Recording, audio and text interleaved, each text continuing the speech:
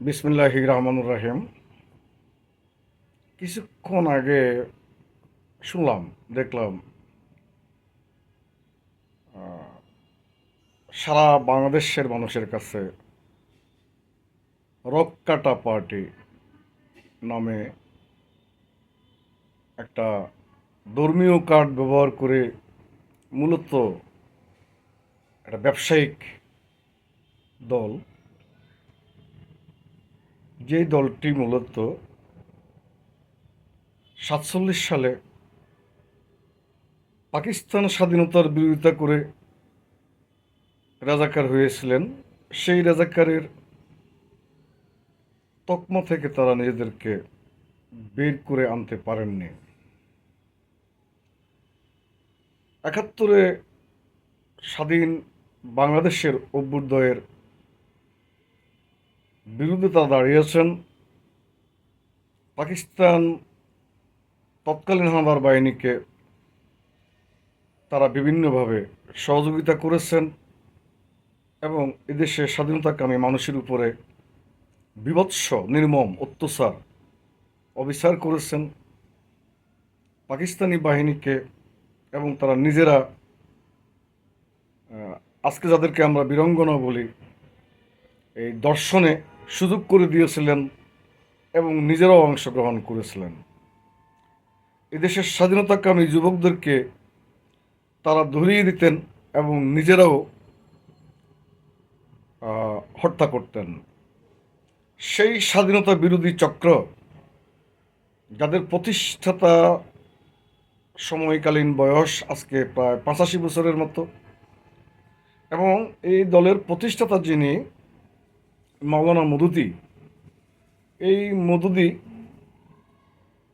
তার আগে একটা কথা আপনাদেরকে বলতে হবে, যেটা সমগ্র পৃথিবীতে যতগুলো ধর্ম রয়েছে তার মধ্যে আহলে কিতাবের মধ্যে এখন পর্যন্ত কোরআনুল কারিম ছাড়া, কোরআন সুন্নাহ ছাড়া কম বেশি বাদবাকি সমস্ত ধর্মগুলোই কোনো না কোনোভাবে তারা তাদের মধ্যে শুদ্ধ বিশুদ্ধতা সৃষ্টি করতে গিয়ে কোনো না কোনোভাবে এগুলোকে মূল স্পিরিট থেকে দূরে সরিয়ে নিয়ে গিয়েছেন, বা এগুলোকে তারা আরও বেশি মানুষের কাছে লোভনীয় করে তোলার জন্য মন গড়া তথ্য উপত্য যোগ করতে গিয়ে মৌলিক যে আল্লাহ পাক রাব্বুল আলামিনের প্রেরিত যে কিতাবগুলো, এগুলোকে বিতর্কিত করেছেন। একমাত্র আল্লাহ পাকের আসমানি কিতাব কোরআনুল কারিম এবং কোরআন এবং সুন্নাহ এবং আমাদের মুসলমানদের যে আখলাক আকিদা, এটা সম্পূর্ণভাবে এখনও অবিতর্কিত অবস্থায় আমাদের হাক্কানি আলেমদের শুদ্ধ সারের মধ্য দিয়ে এখনও আমরা মৌলিক আল্লাহ পাক রাব্বুল আলামিন কর্তৃক প্রেরিত যে কোরআনুল করিম, সেটাকে আল্লাহ পাক রাব্বুল আলামিন যেভাবে পাঠিয়েছেন সেভাবেই আমরা এখন পর্যন্ত ধরে রাখতে সক্ষম হয়েছি, আলহামদুলিল্লাহ। এজন্য আমাদের আলেম ওলামাগণকে আমরা ধন্যবাদ দেব, কৃতজ্ঞতা জ্ঞাপন করব। তো এই আমাদের কোরআনকে এবং মুসলমানদেরকে, কোরআন এবং মুসলমানিত্বের যে স্পিরিট, আদর্শিক যে স্পিরিট ইহকাল এবং পরকালের জন্য, এই স্পিরিট, এই তেজোদ্দীপ্ত স্পিরিট অন্য কোনো ধর্মে আপনি আশা করতে পারবেন না। এবং সবচেয়ে আধুনিক সভ্যতার সবচেয়ে আধুনিক নির্মাণ হচ্ছে মুসলমানিত্বের যে ইমানদারিত্ব, যে ইসলাম, সেটাই। তো এই স্পিরিটটাকে গতিহীন করার জন্য, এটার ধারাকে ভিন্ন খাতে প্রবাহিত করার জন্য অপর ধর্ম অবলম্বীরা যেহেতু নিজেরা বিতর্কিত হয়েছেন, অতএব এই কোরআনকেও বিতর্কিত করতে হবে। এবং কোরআনের যিনি প্রচারণা করেছেন আল্লাহ পাক রাব্বুল আলামিনের মেসেঞ্জার হিসেবে হুজুর পাক সাল্লাল্লাহু আলাইহি সাল্লাম, ওনাকেও বিতর্কিত করতে হবে। এবং কোরআন এবং হুজুর পাক সাল্লাল্লাহু আলাইহি সাল্লামকে বিতর্কিত করা গেলে, কালিমাযুক্ত করা গেলে, তাহলে ওনাদের উদ্দেশ্য সফল হবে। সেই উদ্দেশ্যেই তারা মাওলানা মওদুদির সাথে আহ, একটা বিশাল নেটওয়ার্ক কাজ করে কোরআন এবং সুন্নাহকে বিতর্কিত করার চেষ্টা করেছেন। যেমন মাওলানা মওদুদি তার রাজনৈতিক দর্শনে লিখেছেন, হুজুর পাক সাল্লাল্লাহু আলাইহি সাল্লাম গুনার ঊর্ধ্বে নয়, পাপের ঊর্ধ্বে নয়, তিনিও পাপ করেছেন, তিনিও গুনাহ করেছেন। এজন্য আল্লাহ পাক রাব্বুল আলামিন ওহী নাজিল করার মধ্য দিয়ে আল্লাহ পাক রাব্বুল আলামিন হুজুর পাক সাল্লাল্লাহু আলাইহি সাল্লামকে তওবা করতে বলেছেন। নাউজুবিল্লাহ মিন জালিক। এই ফিলোসফি যে মুসলমান বিশ্বাস করবে, তিনি ইসলাম থেকে খারিজ হয়ে যাবেন। এটা হাক্কানি আলেমদের কথা, এটা ইসলামিক স্কলার যারা তাদের কথা, যারা ধর্ম ব্যবসায়ী নয়, যারা সত্যিকার অর্থে ধার্মিক, ইসলামকে ধারণ করেন, লালন করেন, পালন করেন, অনুচর্চা করেন এবং ইসলামকে সমগ্র মানুষের কাছে প্র্যাকটিস করার জন্য বয়ান করেন, এটা সেই সব আলেমদের কথা, ওলি আল্লাহদের কথা।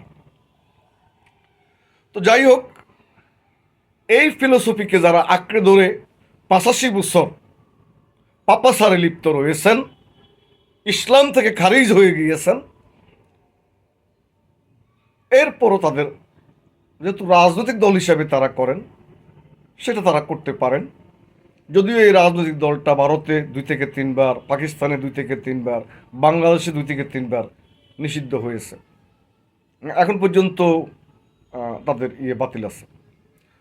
তো তাদের নেতাদেরকে যখন হত্যা, বিচারের নামে প্রহসন করা হয়, ফাঁসি দেওয়া হয়, হত্যা করা হয়, তখন তারা কোনো আন্দোলনে, ব্যাপকভাবে কোনো আন্দোলন করতে আমরা দেখিনি।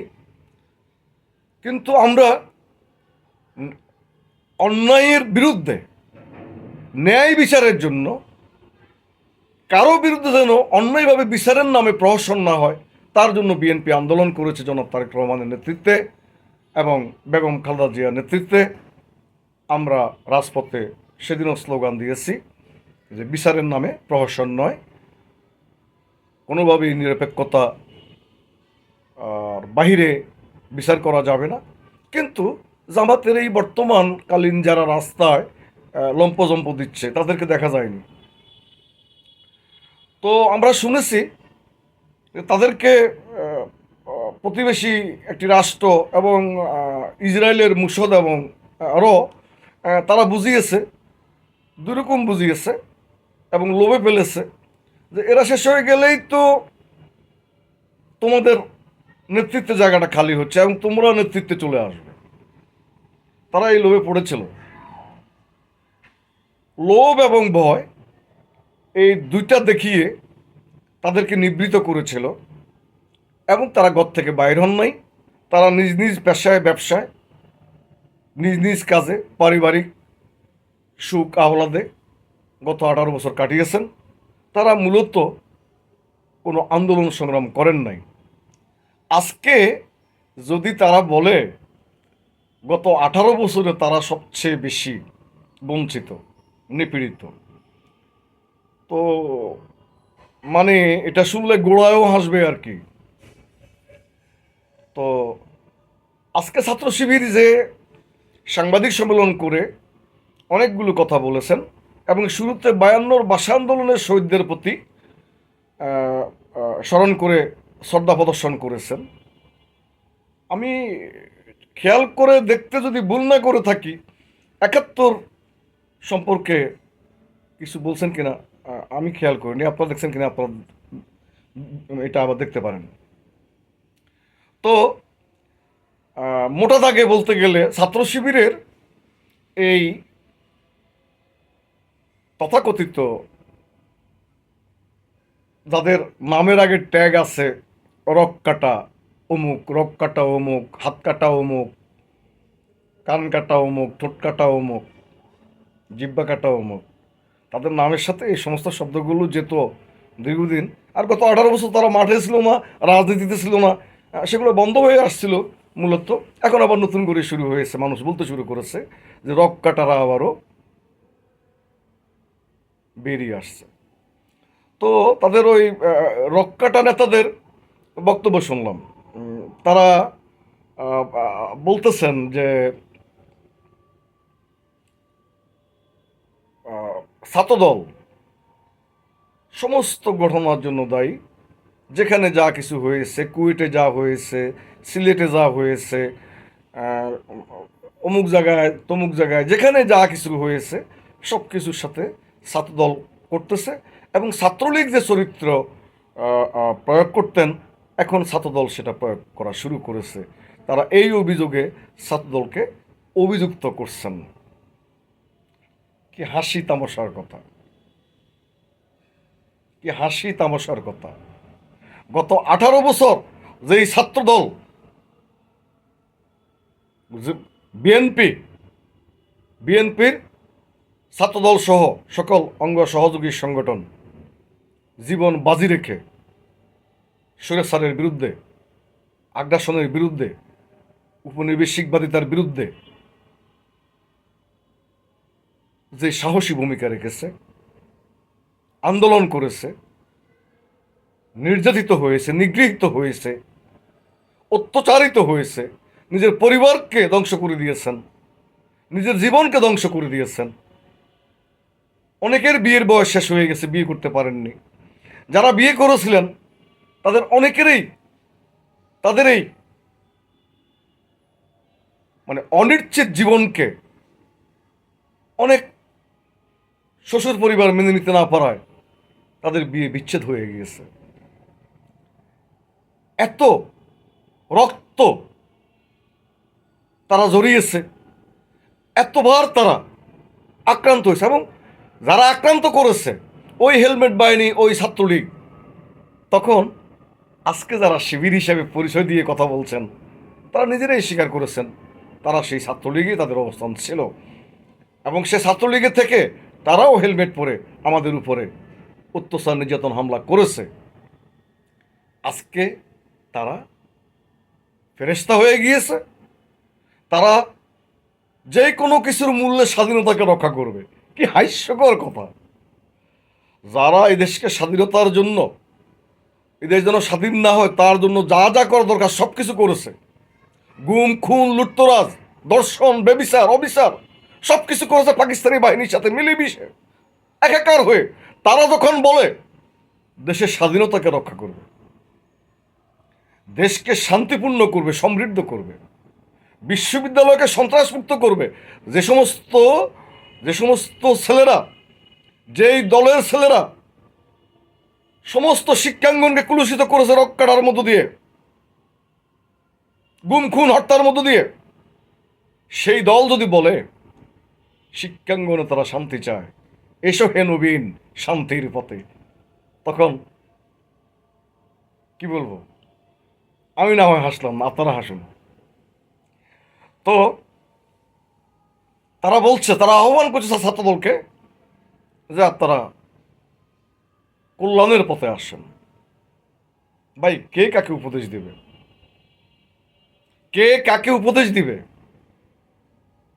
ওরা আমাদেরকে উপদেশ দেয়। একটু ভাবুন তাদের সেই 71-এর। আরেকটা মজার কথা, যেটা না বললেই শেষ হবে না কথা, সেটা হচ্ছে তাদের আজকে সাংবাদিক সম্মেলনে প্রধান বক্তব্য ছিল ছাত্রদলকে জাতির নিকট ক্ষমা চাইয়া, মাপ চাইয়া শুদ্ধাচার হয়ে রাজনীতি করার জন্য। ছাত্র শিবিরের এই ছেলেটাকে আমি বলতে চাই, অত্যন্ত ঘৃণা ভরে, নিন্দা জানিয়ে বলতে চাই, তুমি যে এই কথা বললে, তোমার এত বড় স্পর্ধা হলো কোত্থেকে? এত বড় উদ্ধত্যপনা তোমার হলো কোত্থেকে? রাজাকার, আল বদর, আল শামসের কাহিনী বাংলার মানুষ ভুলে যায়নি। ৭১ সমগ্র বাংলাদেশের মানুষের উপর যে অবিচার অত্যাচার করেছ, গুম খুন দর্শন করেছ, পাকিস্তানি বাহিনীকে লেলিয়ে দিয়ে আমার মা বোনকে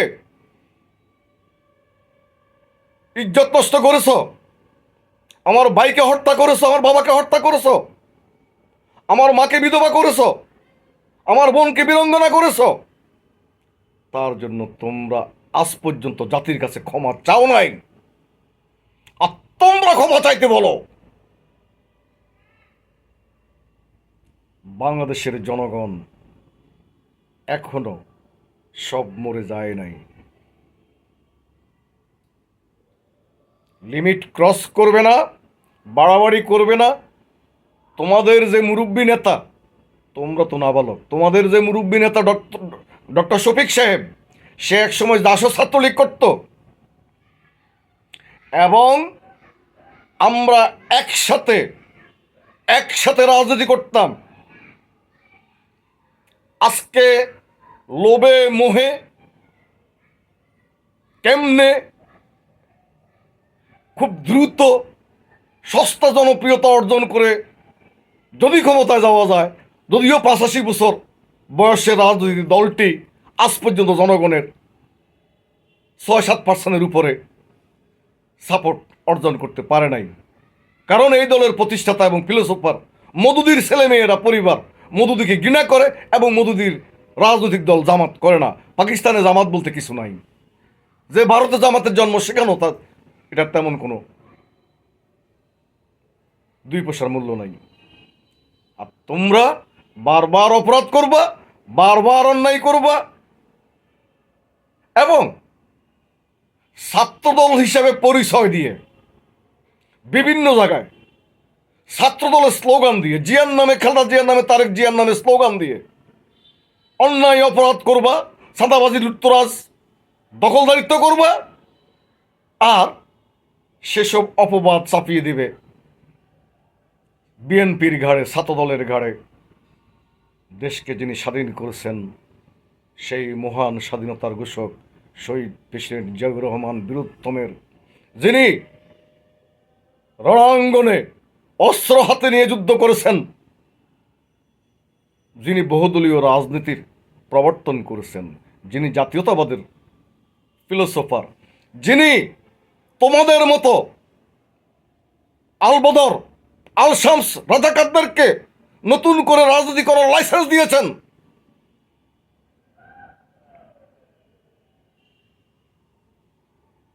আধিপত্যবাদী আগ্রাসী শক্তি ২০০৮ সালে বাংলাদেশকে যখন তাদের উপনিবেশে রূপান্তরিত করল মঈন ফখরুলকে দিয়ে, স্বৈরাচারিণী হাসিনাকে দিয়ে, তারপর তোমাদেরকে বিএনপি বুক বিছিয়ে দিল, বুকে জড়িয়ে নিল, আশ্রয় দিল, রাজনৈতিক আশ্রয় দিল। যদিও তোমরা তারও কিছুদিন আগে এই স্বৈরাচারিণী হাসিনার সাথে এই ইন্ডিয়ার প্রলোভনে পড়ে, এই রয়ের এবং মুসদের প্রলোভনে প্রলোভিত হয়ে, প্রলুব্ধ হয়ে হাসিনার সাথে মিলে বিএনপির বিরুদ্ধে আন্দোলন করেছ, বিএনপির বিরুদ্ধে সংগ্রাম করেছ, অবিচার অত্যাচার করেছ, গাড়িতে হরতালের নামে, জ্বালা পোড়ানোর নামে শত শত মানুষকে তোমরা হত্যা করেছ। আওয়ামী লীগ এবং জামাত তোমরা মিলে, সেই ইতিহাস দেশের মানুষ ভুলে যায় নাই। কিন্তু শহীদ প্রেসিডেন্ট জিয়াউর রহমান, ম্যাডাম বেগম খালেদা জিয়া, আমাদের রাজনৈতিক অভিভাবক তারেক রহমান এবং বিএনপির লোকেরা মধ্যপন্থী রাজনীতি করেন, চরম মাত্রা পছন্দ করেন না এবং মানবিক আচরণই হচ্ছে আমাদের প্রধানতম কাজ, গণতান্ত্রিক আচরণই হচ্ছে আমাদের প্রধানতম কাজ, পরমত সহিষ্ণুতাই হচ্ছে আমাদের প্রধানতম কাজ। যেই কারণে আমরা তোমাদেরকে রাজনৈতিক আশ্রয় আমাদের হাইকমান্ড দিয়েছিল। শুধু তাই নয়, শুধু রাজনৈতিক আশ্রয় দিয়েই বিএনপি তোমাদেরকে বাঁচিয়ে রাখেনি, নির্বাচনে ধানের শীষ মার্কা দিয়ে, যখন তোমাদের মার্কা নিয়ে তোমরা নির্বাচন করার কোনো সুযোগ নাই আইনগতভাবে, সুযোগ থাকলেও তোমাদের মার্কা নিয়ে মাঠে গেলে মায়ের খাওয়ার কোনো বিকল্প ছিল না জনগণের, তখন বিএনপি তোমাদেরকে ধানের শীষ মার্কা দিয়ে নির্বাচনী মাঠে পাঠিয়েছিল। এত কিছু করার পরে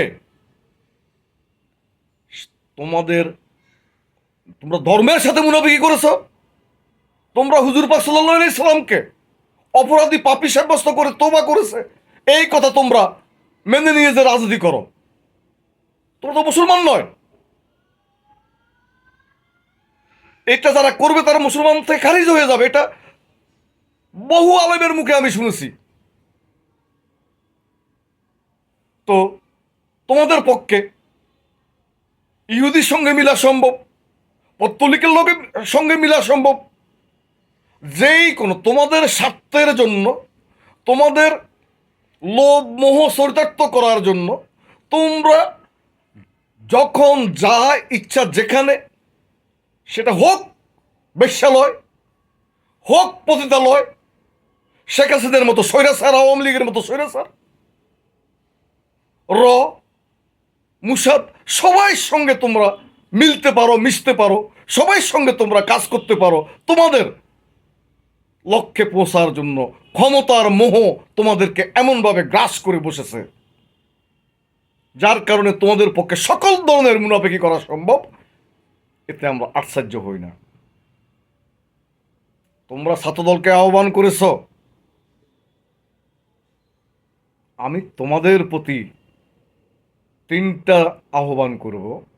নাম্বার 1, 1971 সালে স্বাধীনতার বিরুদ্ধে তোমাদের অবস্থান পরিষ্কার করে ব্যাখ্যা করে কি কি অপরাধ করেছ সেই সমস্ত বিস্তৃত বলে, তারপর রাজপথে দাঁড়িয়ে ঘোষণা দিয়ে, রাজপথে দাঁড়িয়ে জনগণের সামনে হাত জোড় করে ক্ষমা চাইবে। হাত জোড় করে ক্ষমা চাইবার আগে 5 মিনিট 2 হাত হ্যান্ডসাপ অবস্থা উপরের দিকে তুলে 5 মিনিট দাঁড়িয়ে থাকবে। তারপর জনগণের কাছে হাত জোড় করে ক্ষমা চাইবে এবং রাজপথে তওবা, সালাতুত তওবা, 2 রাকাত তওবার নামাজ পড়বে। 1 নাম্বার। 2 নাম্বার, মওদুদি যে বক্তব্যকে তোমরা সামনে নিয়ে রাজনীতি করো, এটা একজন মুসলমান হিসেবে তোমাদের বিরুদ্ধে যুদ্ধ করা, একজন মুসলমান হিসেবে তোমাদের বিরুদ্ধে লড়াই করা প্রত্যেকটি মুসলমানের দায়িত্ব, কর্তব্য। কারণ তোমরা মুসলমানিত্বের বিরোধিতা করছো। তোমরা হুজুর পাক সাল্লাল্লাহু আলাইহি সাল্লামকে অভিযুক্ত করছো, নাউজুবিল্লাহ মিন জালিক। এই জায়গা থেকে তোমাদেরকে পরিষ্কার বক্তব্য দিয়ে মওদুদিকে প্রত্যাখ্যান করতে হবে, মওদুদির ফিলোসফি থেকে বেরিয়ে আসতে হবে। মওদুদির ফিলোসফি থেকে বেরিয়ে আসা, হুজুর পাক সাল্লাল্লাহু আলাইহি সাল্লাম এবং কোরআন সুন্নাহর প্রতি সাংঘর্ষিক বক্তব্য পরিহার করা এবং জাতির কাছে ক্ষমা চাওয়া। তারপরে তোমাদের রাজনীতি থাকবে কি থাকবে না এটা নিয়ে জনগণ ভাববে। তার আগে বড় করে কথা বলো না। শুধু তোমরা নয়, তোমাদের নেতাদেরকেও বলবে, শফিক সাহেবকে বলবে, ওনাকে আমরা চিনি, আমরা একসাথে রাজনীতি করেছি। অতএব জুজুবুড়ির ভয় আমাদেরকে দেখিয়ে লাভ নাই। বিদেশি এজেন্ট, বিদেশি প্রভুত্বের গোলামির জিঞ্জিরে পা দিয়ে সাহস সংশয় করে কথা বলা বিএনপি জন্মলগ্ন থেকে আজ পর্যন্ত করে নাই। সেটা বাইরের কাউকে প্রভু বাঁধে নাই, বাইরের কারো কথায় বিএনপি দেশের অভ্যন্তরে কোনো রাজনীতি করে নাই, আজও তাই করে না। তোমরা, তোমাদের নেতা শফিক সাহেব একদিকে বলে আওয়ামী লীগকে সাধারণ ক্ষমা ঘোষণা করলাম, আবার কদিন পরে বলে এদের বিচার না হওয়া পর্যন্ত নির্বাচন হবে না। এই যে মুনাফিকিটা কি বুঝো তো? এই যে রাজনীতির নামে বদমাশিটা কি বুঝো তো? রাজনীতির নামে ভণ্ডামি কি বুঝো তো? এই একটা জায়গা থেকে বুঝে নাও। আওয়ামী লীগকে সাধারণ ক্ষমা ঘোষণা করলেন তিনি, আবার সেই তিনি বললেন আগে স্থানীয় নির্বাচন হতে হবে এবং হাসিনা সহ এদের বিচার হতে হবে, তারপর নির্বাচন। তো যিনি সাধারণ ক্ষমা ঘোষণা করলেন তিনি আবার বিচার দাবি কি করে করেন? তার নৈতিকতা কি? নেহেদ বন্ডামি নয় কি? বাংলাদেশের জনগণ বুঝতে শুরু করেছে এবং উত্তর দেওয়া শুরু করবে। তো এর পরেও সবচেয়ে বড় সত্য কথা হচ্ছে, আমরা এক দেশের মানুষ, আমরা কেউ প্র্যাকটিশনার মুসলমান, কেউ কামপ্রম মুসলিম, কিন্তু ইসলাম আর মুসলিম কি এক? জামাতে ইসলাম আর মুসলমান কি এক? এই ফারাকটা জনগণকে বুঝে নেওয়ার জন্য আমি বিনীতভাবে অনুরোধ করব। হ্যাঁ, রাজনৈতিক জায়গাতে আমরা এসে কথা বলতে পারি। সেক্ষেত্রে আজকে আমরা আমাদের নেতা তারেক রহমান আহ্বান করেছেন এবং তিনি পরিষ্কারভাবে বলে দিয়েছেন, যেই দলেই সংখ্যাগরিষ্ঠতা লাভ করুক না কেন, সংখ্যাগরিষ্ঠ আসন পাক না কেন, ফ্যাসিজম বিরোধী, স্বৈরাচার বিরোধী, আধিপত্যবাদী আগ্রাসী বিরোধী যতগুলো রাজনৈতিক দল শক্তি রাজপথে আন্দোলন সংগ্রাম করেছে, সকলকে নিয়ে জাতীয় সরকার গঠন করা হবে। নিষ্পত্তি হয়ে গেছে। কেউ কারো বিরুদ্ধে কথা বলার দরকার নাই, কেউ কাউকে আক্রমণ করার দরকার নাই, কেউ কাউকে ছোট করার দরকার নাই। তুমি তোমার রাজনৈতিক আদর্শ প্রচার করো, তোমার মুরব্বীকে বলো, আমি বলি, আপনারা আপনাদের রাজনৈতিক আদর্শ প্রচার করেন।